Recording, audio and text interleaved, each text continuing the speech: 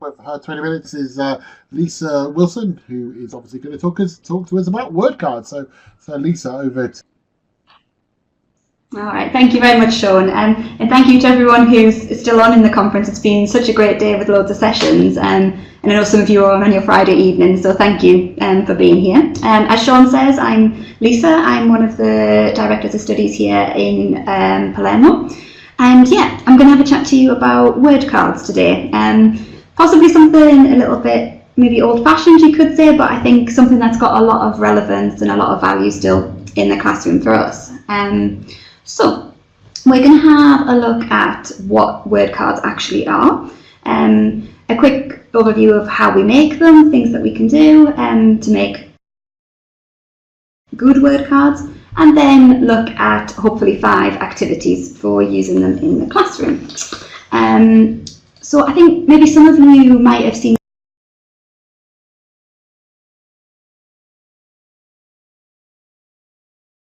Glenn Standish from IH Torren on this morning. He was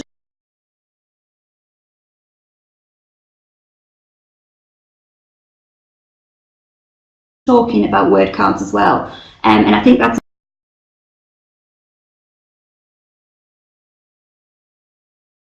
a testament really to how the IH network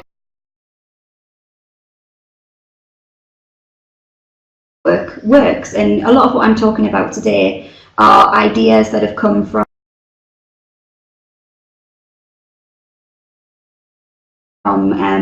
teachers all over the network sharing their ideas. And I first came across word cards when I worked in IH Torren and in Bydgoszcz, and those activities have grown and developed since then. So hopefully some of this will build on what Glenn was talking about this morning as well. So the first thing for us to have a look at is what word cards actually are. Now, very simply, you can see there we've got just a small piece of card about 9 centimetres by 3 centimetres, and you can see we've got the school logo on one side and then a blank space on the other. So very, very simple to make and to have a stack of those ready to use. Now, what we then do with these is use them to record language in chunks that our students are using in the classroom. So you can see, for example, here we've got on the front, on the logo side of the word card, is the chunk of language to be at fault, and the idea that usually you might be at fault for something. And then on the blank side, we ask students to create a prompt of some kind to help them to remember the language. And we always try and do it this way, word on the front with the logo and prompt on the back, so that students don't get confused when they pick up the cards and look at the language before they've read the prompt, for example. So you can see here we've got just quite a short sentence here. Don't blame me for the accident. It was me who was to help them remember. So my question to you is, aside from this kind of gap sentence, what other kinds of prompts might you put on the back of a word card? So if you could maybe contribute some ideas down in the chat box there. Thinking, of course, as well that the prompts that we use to help students remember language might differ depending on the age of the students, on the level of the students. Yeah, absolutely, Emma, a definition or an image can be great as well, a picture. These are all things that you can use. And we need to think about our students as individuals as well and what best helps them to learn and remember.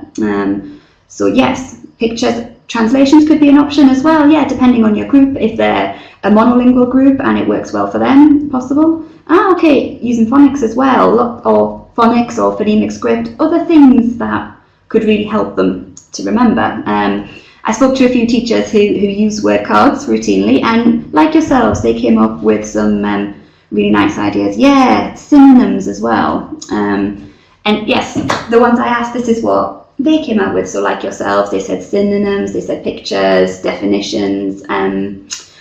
Obviously we mentioned gap sentences. Some talked about collocations, using antonyms, using examples as well, and very personalised examples to help them to remember the language.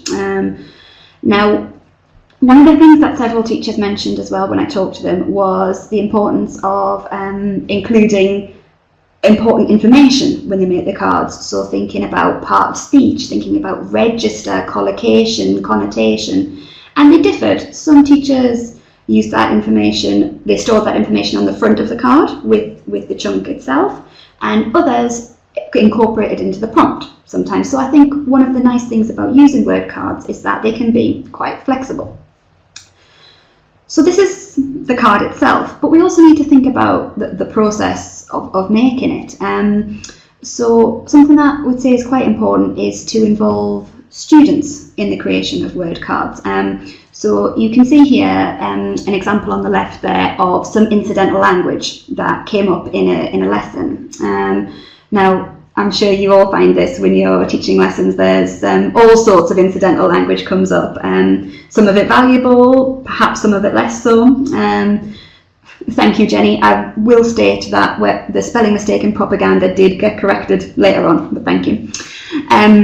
So yeah, with such a long list of words, what I think it's really useful to do is to involve students in thinking about what's important, what they want to remember, what's got high surrender value, and what they're going to use. Thanks, Sean, overly organised.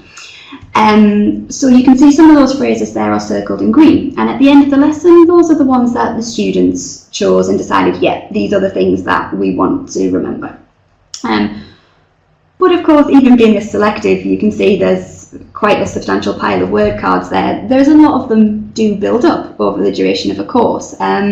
So not just involving students in the selection of words and the creation of cards, but also in the maintenance of the collection of word cards. You know, do we know this one? Are we happy with this? Let's put it to one side. Maybe we don't need to use this one quite so much. Oh, this one's still causing us problems. Let's put it to the top of the pile. So making them something that students really have a lot of ownership over, and something that they feel like they can really, really learn from. So that's the basic concept of word cards and how we create them, how we go about getting them. And now I want to have a think about some activities that we can use with word cards as well. Now, of course, we can use word cards for our standard vocabulary revision activities. We can use them for backs to the board, we can use them for taboo, for writing gapped sentences, and for playing palmonisms with, for example. They're very flexible for those kinds of tools. But we're also going to have a look at another 5 activities that you can introduce to add a little bit more variety. So our first activity is called Review and Interview. So just looking at the card there, can anybody remember what the missing language would be? What was the chunk of language for this? If you could add in the chat box. Yes, absolutely. It was at fault. So that's what the students would do first. They would look at the prompt and recall what the piece of language actually was. Then the next stage would be to take that language and turn it into a question. So for example, in this case, you might say, have you ever taken the blame for something even when you knew you weren't at fault? Can you think of any other questions that you might use, anything you might ask somebody that contains that at fault as a piece of language to review? Some of these obviously are more difficult than others to get into questions, and you know, the type of question will depend on the level of students and what they can produce. But it does encourage them to really think about the language and its meaning and how they can use it. I'll leave you to have a think about your questions there. Hopefully something will come to you at some point over the weekend and you'll have to ask a random discussion question to somebody.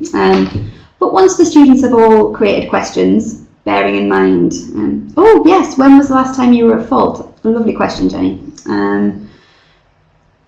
Bear in mind the students would hopefully all have different cards. They'd be creating different discussion questions, and then that gives us a chance to mingle or do some pair work and do some further discussion using those word cards in a communicative way, and hopefully helping them to better understand the meaning and the use of them.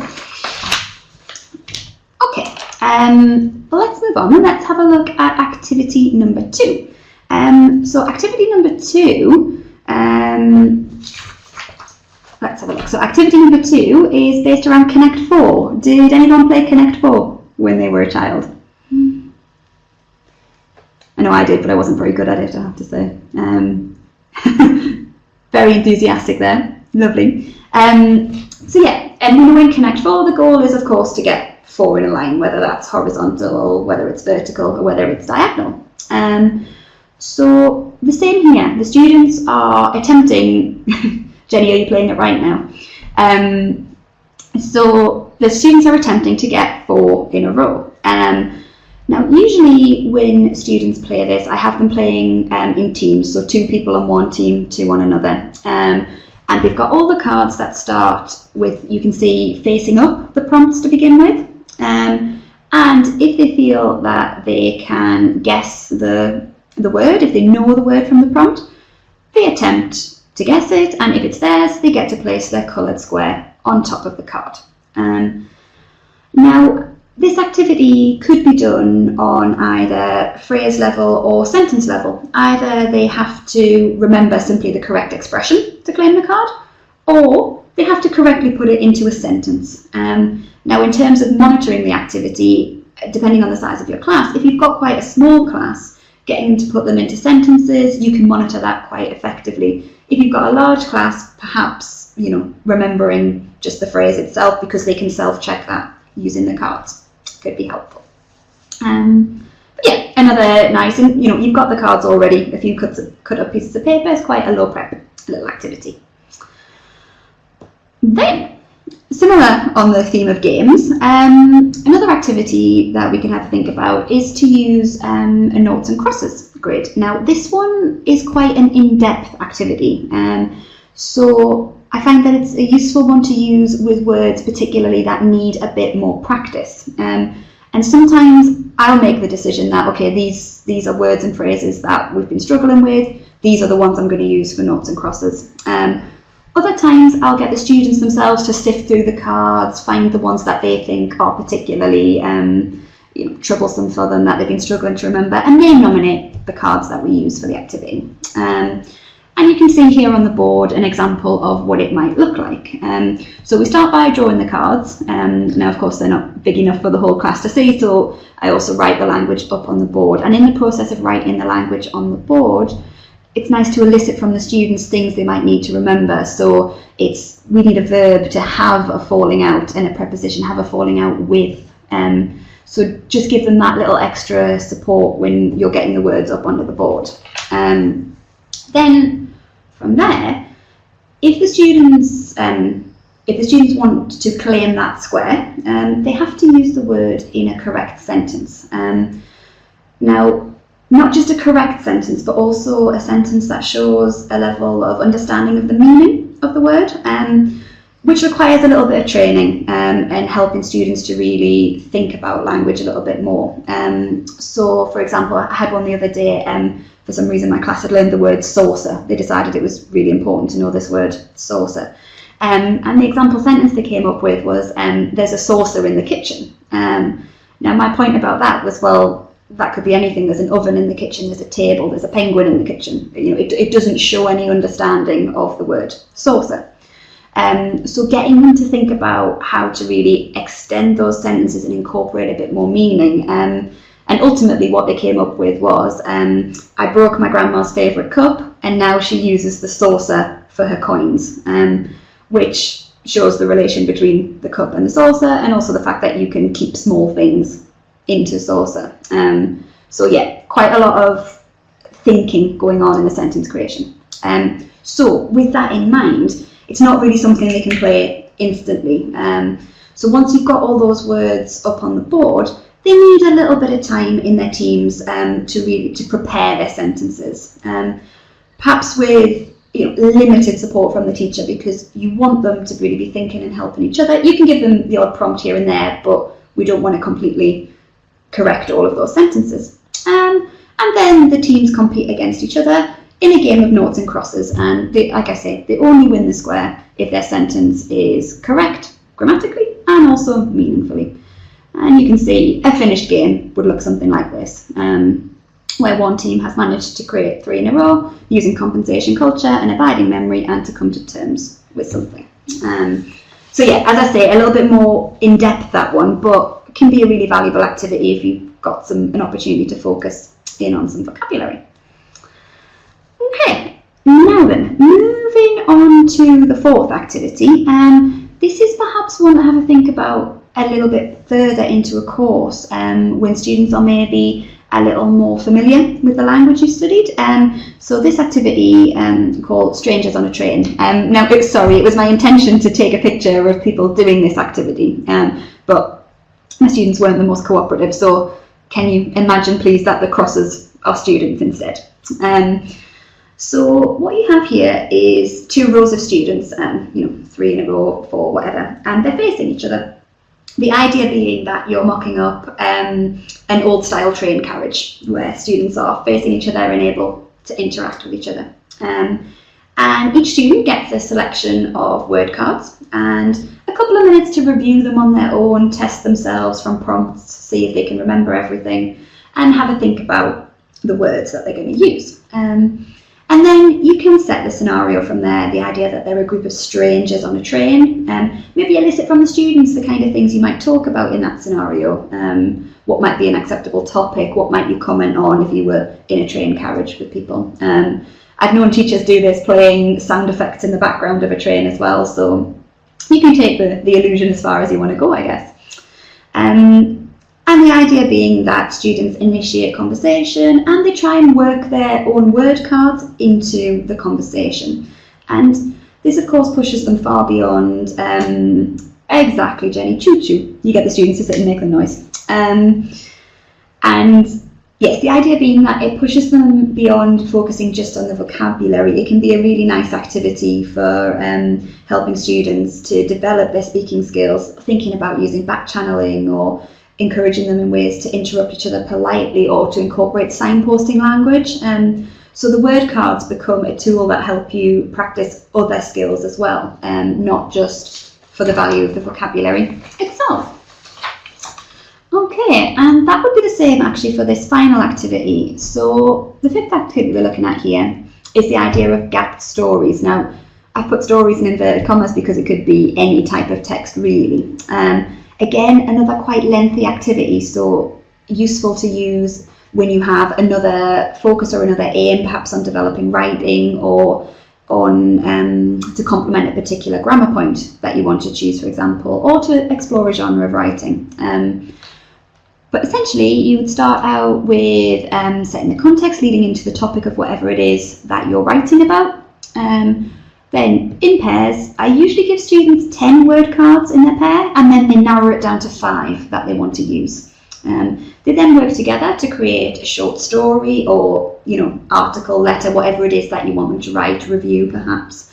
And once they've got their story, they create 3 comprehension questions based around their story.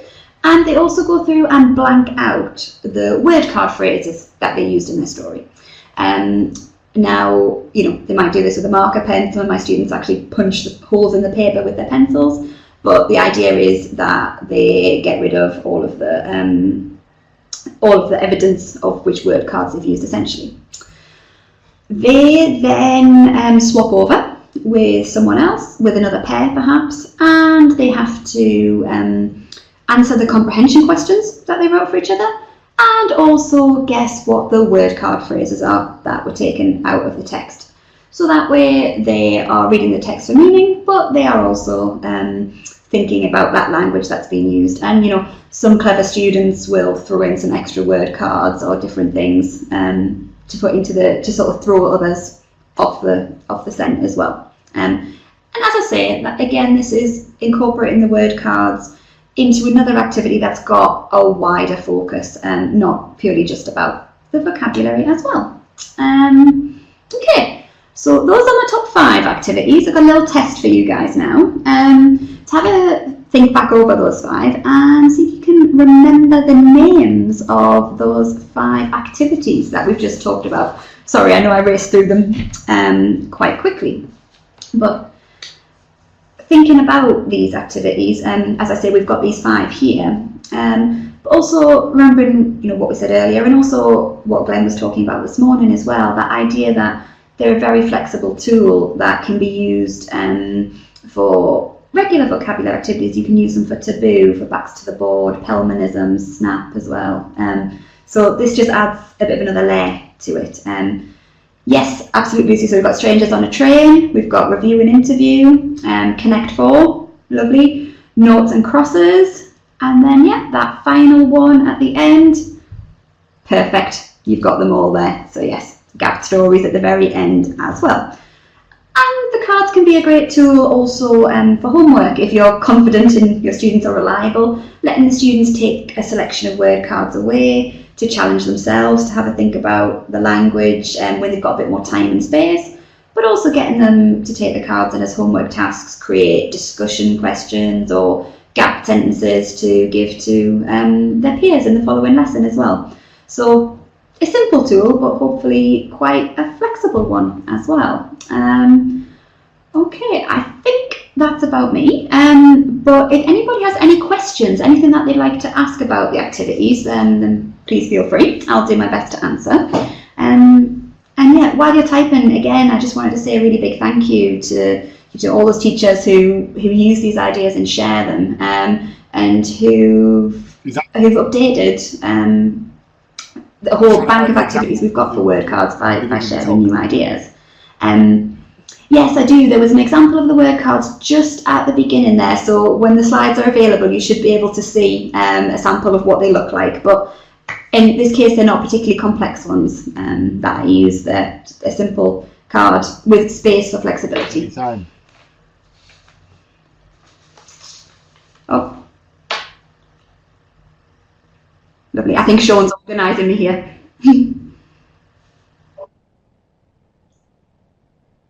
Thank you very much. It's like having a lovely assistant. Yeah, absolutely. So just like that, you've got the example of the language on the first page with the logo, and then a prompt of some kind on the back there as well. Thanks for that, Sean. What I picked up on that last little bit was they said that these are your top 5 activities. Like I say, if there's anything that anybody would like to ask about, then I see you can pop questions in the chat box, or my email address is on the final slide. So if you do want any information or any ideas of activities, I do have a handout for them, which I'd be very happy to send anyone if they'd like any further information. So no, thank you very much for your time. Informative as ever, much appreciated. Ooh, well, thank you very much. I noticed Jenny, another person, was an excuse for not speaking this year. But anyway, thank you very much, Lisa. Let me stop you there. We've got about